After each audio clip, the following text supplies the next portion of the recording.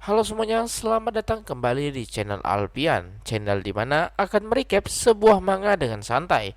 Tapi sebelum itu, jangan lupa di like, share, dan subscribe channel ini. Dan juga kalian juga bisa berdonasi melalui traktir yang ada di deskripsi. Dengan begitu, bisa membuat Mimin semakin bersemangat dalam berkonten lagi. Kalau begitu, kita lanjut ceritanya, boy.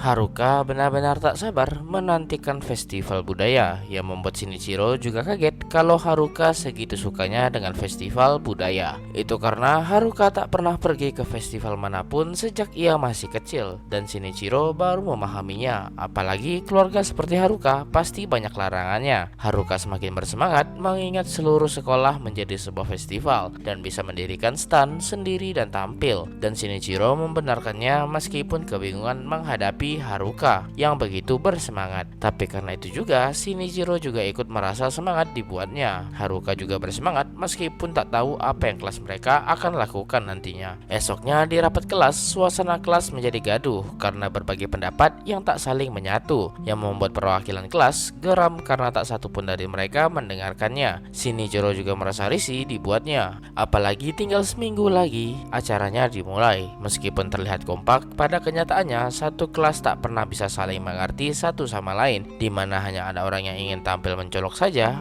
atau ada orang yang ingin sesuatu yang mudah dilakukan, dan perwakilan kelas yang sulit menentukan berbagai pendapat, yaitu bernama Kazemihara. Meskipun disebut rapat pertemuan, tapi sebenarnya hanyalah bertarung satu sama lain. Ini juga sering terjadi ketika kerja di kantor, di mana bukannya berdiskusi, mereka malah memaksakan pendapatnya masing-masing. Seharusnya sebagai perwakilan kelas, Kazemihara lah yang memutuskan pendapat, tapi sayangnya Kazemihara tak mampu melakukan itu. Shinichiro teringat di masa lalu, ketika ini terjadi malah berakhir sebagai presentasi sederhana yang tak menarik sama sekali dan sangat buruk. Shinichiro melihat Haruka yang tampak tak bersemangat dan teringat soal perkataan Haruka sebelumnya, di mana ia sangat bersemangat menantikan festival budaya. Shinichiro merasa jika begini terus, ini akan berakhir buruk dan harapan Haruka tak akan terjadi, dan bingung bagaimana Shinichiro mengubahnya. Jika ia ingin melakukan sesuatu, maka ia membutuhkan persiapan dan memikirkannya secara matang. Shinichiro pun memutuskan untuk melakukannya dengan serius dan tak akan membiarkan Haruka mengalami festival budaya yang menyedihkan itu. Malamnya di rumah Shinichiro, Kanako kaget melihat kakaknya yang tiba-tiba saja memasak takoyaki. Kanako bingung kenapa tiba-tiba. Shinichiro menjelaskan itu agar ia tak membuat Haruka sedih, yang membuat Kanako bingung apa hubungannya. Apa dengan makan takoyaki akan membuat Haruka ceria? Tapi bukan itu maksud Shinichiro. Kanako benar-benar kesal dengan abangnya yang tiba-tiba jadi bodoh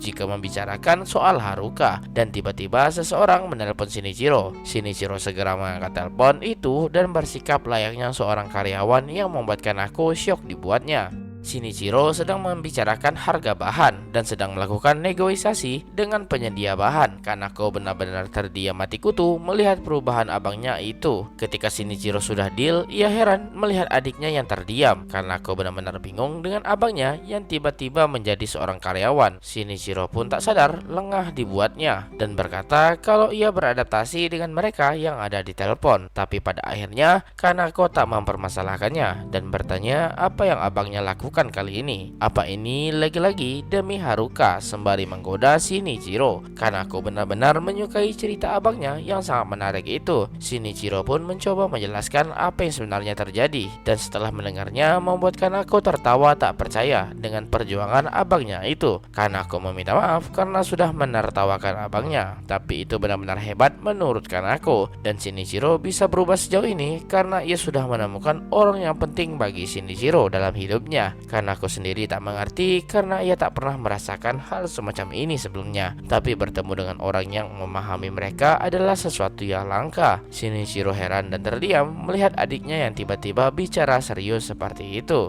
Karena itulah Kanako berharap abangnya melakukan yang terbaik dan Shinichiro setuju soal itu. Shinichiro merasa berterima kasih terhadap takdir yang telah mempertemukannya dengan Haruka. Bagi Shinichiro, Haruka adalah sebuah keajaiban dan tiba-tiba Shinichiro terdiam bingung. Apa arti kehadiran Haruka dalam hidupnya? Semua yang Shinichiro pikirkan tak ada satupun yang menggambarkan perasaan Shinichiro terhadap Haruka. Kanako bingung melihat abangnya yang tiba-tiba terdiam dan bertanya kenapa. Shinichiro meminta maaf karena ia memikirkan sesuatu. Besoknya di kelas, lagi dan lagi kelas belum bisa memutuskan apa yang ingin mereka lakukan. Kelas masih saja berdebat satu sama lain. Shinichiro benar-benar geram karena tak satu pun dari mereka mengerti kalau waktu yang mereka miliki tinggal sedikit. Banyak dari para murid yang mulai lelah menghadapi semua ini. Lingkungan yang membosankan ini akan Shinichiro ubah sekarang juga dan mencoba untuk berdiri. Tak disangka kalau Shinichiro masih saja ketakutan, seakan ada yang menahannya. Shinichiro menyadari kalau ia benar-benar gemetaran meskipun sudah kembali ke masa lalu dan merasa sudah mengatasi segala hal. Di kehidupan sebelumnya, Shinichiro hanya duduk menyendiri di tempat duduknya dan selalu ragu-ragu melakukan sesuatu. Memang sebelumnya ia berhasil melawan orang yang mengganggunya, tapi saat ini Shinichiro akan melawan seluruh kelas dan tak menyangka ada bagian dalam dirinya yang masih saja ketakutan. Tapi Shinichiro bukan Shinichiro yang dulu yang takut tersakiti dan akan melawan rasa pengecut dalam dirinya. Kazemihara lagi-lagi mencoba menenangkan kelas dan Shinichiro tiba-tiba berdiri yang membuat isi kelas bingung apa yang terjadi. Kazemihara bingung dibuatnya melihat Shinichiro yang tiba-tiba berdiri tak seperti Shinichiro yang biasanya dan cerita pun berlanjut.